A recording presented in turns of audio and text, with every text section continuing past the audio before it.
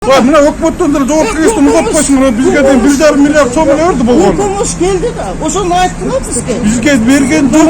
Телевидениеден келет, тияктан келет.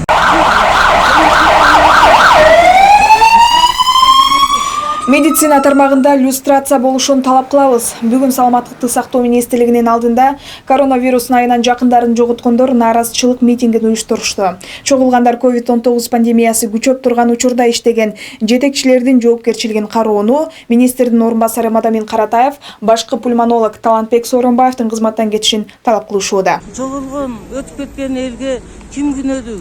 Ушул медицина. Медицинадан министр эч ким кырабай койду. Алып келген күн помощту жеп алышты.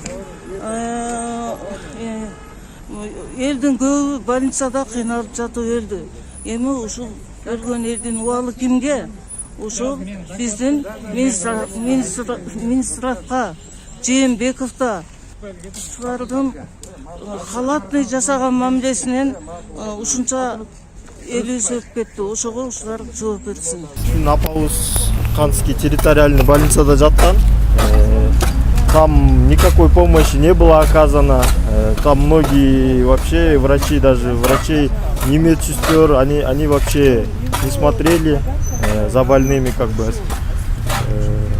То, что нам пришла гумпомощь, вот у нас есть факт, то, что рядом, который близкого потерял, он с Казахстана заказал аппарат. А этот аппарат пришло ему на коробке флаг Кыргызской республики там было. Это оказалось то, что принадлежало Кыргызстану в виде гумпомощи пришла. Вот эти факты мы хотим, чтобы для общественности донести. Как бы мы за правду. Мы добиваемся здесь правды. Жакында вирустун жаңы толкуну болору күтүлүп жатат. Ал эми бийлик башында мурдагы эле адамдар отурушат. Миңдеген өлүм үчүн эч ким кечирим сураган жок. Дал ушул жетектөөчү кызматта отургандар дарыгерлерди ведомство аралык комиссияга каршы тукуруп жатышат деген дооматын пикетти уюштургандардын бири биз чындык үчүн кыймылынын мүчөсү Ырыскан Зулпукаров айтты.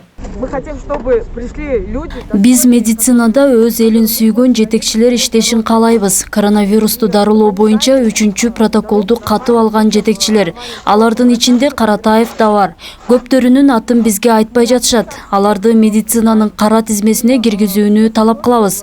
Биз люстрацияны талап кылабыз. Мындай адамдар жетектөөчү кызматка кайра келбесин деп чыктык. Митингге чыккандар врач-эндокринолог, коронавирус пандемиясынын кесепеттерин иликтеген мекеме аралык комиссиянын мүчөсү Самат Асаналиевди колдоп жатышат. Ал пандемияга даярдык көрүү учурунда жол берилген негизги кемчиликтерди айтып чыккан. Белгилей кетсек, аталган комиссия керектүү дары-дармектердин баасы көтөрүлүп, өлүм жетимдин саны жашырылганын, туура эмес дарылоо фактылары болгонун мындан 3 күн мурда жарыялаган. Ошондой эле бул комиссия 3-чү протокол 1 айдан ашык кечигип чыкканын, анын айынан керектүү дары-дармек Кыргызстанга өз убагында келбей калганын билдирген.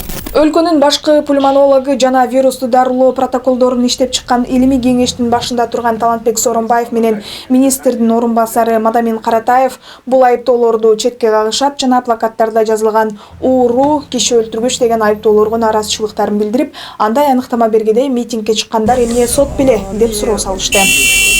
Чогулгандар кызмат абалынан пайдалануу жана шалаакылык үчүн өткөн жылдын 15-сентябрында каржы полициясы тарабынан кармалган мурдагы Саламаттыкты сактоо министри Космосбек Чолпонбаевдин сүрөтү чапталган плакаттарды да алып чыгышты. Ал ортодо экс-министр 1-май райондук сотунун чечими менен 15-мартка чейин үй камагына чыгарылды. Коронавирус учурунда мыйзам бузуу фактылары боюнча жалпы 14 кылмыш иши козголгон.